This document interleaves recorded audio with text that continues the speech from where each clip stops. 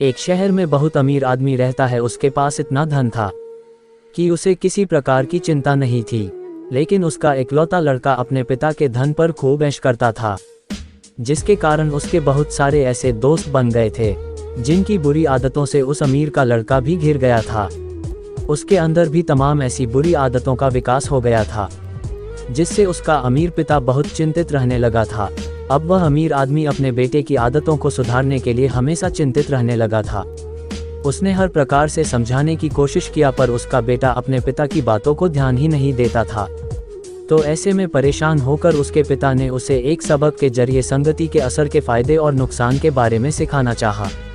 इसके लिए वह अमीर आदमी अपने बेटे के साथ बाजार गया और वहां से कुछ सेब खरीदे और उन्हीं सेब के साथ एक सड़ा हुआ सेब खरीद लिया।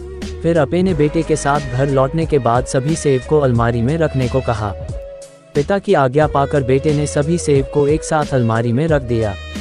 फिर कुछ दिन बाद पिता ने अपने बेटे से अलमारी में से सभी सेब लाने को कहा। फिर पिता की आज्ञा पाकर वह बेटा अलमारी में से सेब लेने गया और जैसे ही अलमारी खोला तो देखा कि सभी सेब सड़ चुके थे, जिसे देखकर वह बहुत ही हैरान हुआ और सेब के सड़े होने की बात अपने पिता को बताया।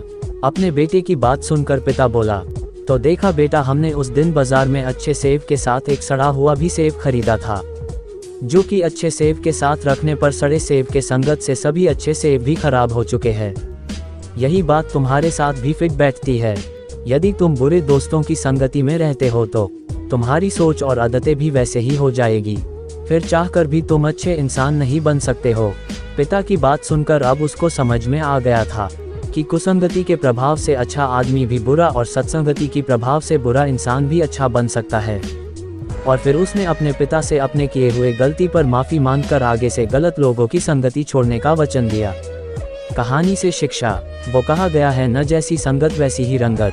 यानी आप जैसे लोगों के साथ रहेंगे वैसा ही बनेंगे, तो आपको भी अच्छा बनना है तो अच्छे लोगों के साथ अपनी संगति बनाएं, क्योंकि अच्छे लोगों की सलाह आपको अच्छा ही बनाती है। दोस्तों, अगर कहानी अच्छी लगी हो तो लाइक करें और ऐसी अच्छी कहानी सुनने के लिए चैनल को सब्सक्राइब जरूर करें।